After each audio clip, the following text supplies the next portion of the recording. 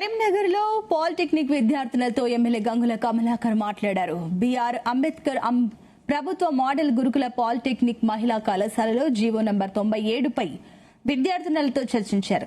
GO number 97ను వెంటనే రద్దు చేయాలని విద్యార్థులతో కలిసి నినాదాలు చేశారు. కొత్త జీవో కారణంగా ఎక్కువ శాతం నష్టపోయేది పేద విద్యార్థులేనన్నారు. పీపీపీ మోడల్లో ఏర్పాటు చేస్తున్న స్కిల్ యూనివర్సిటీలో వల్ల రాష్ట్రంలో విద్యను ప్రైవేటు పరం చేసే కుట్ర జరుగుతోందని విమర్శించారు. ప్రజలు ఇబ్బంది పడుతుండగా ఆదుకోవాలి, అండగా ఉండేందుకు ఈ రోజు మేము మీ దగ్గర జరిగింది. తెలంగాణ రాష్ట్రం ఏర్పడ్డా కూడా ఇంకా ఆంధ్ర పరిపాలన చూసే మనం నేర్చుకున్న పరిస్థితికి వస్తుంది ఈ ప్రభుత్వం. ఈ రోజు తెలంగాణలో ఎక్కడా లేని విధంగా జియో 97 తీసుకురావడం జరిగింది. ఈ యొక్క పాలిటెక్నిక్ అనేది కొత్తగా స్టార్ట్ కాలే. మేము చిన్నగా ఉన్నప్పటి నుంచి చూడంగా పాలిటెక్నిక్ ఉన్నది. పాలిటెక్నిక్ తర్వాత ఇంజనీరింగ్ డైరెక్ట్ రావడం వలన ఇంజనీరింగ్ లో అద్భుతంగా రాణించిన పిల్లలు ఉన్నారు. నేను కూడా ఇంజనీరింగ్ చేశాను. మేము 4 సంవత్సరాలు ఇంజనీరింగ్ చేసాము.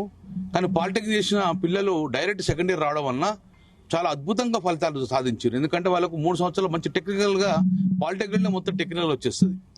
సో మాకన్నా ముందుగా ఇంజనీరింగ్ వెళ్ళిపోతుండే. పాలిటెక్నిక్ లో ఎవరు ఎక్కువ చదువుతారు? పేద పిల్లలు చదువుతారు.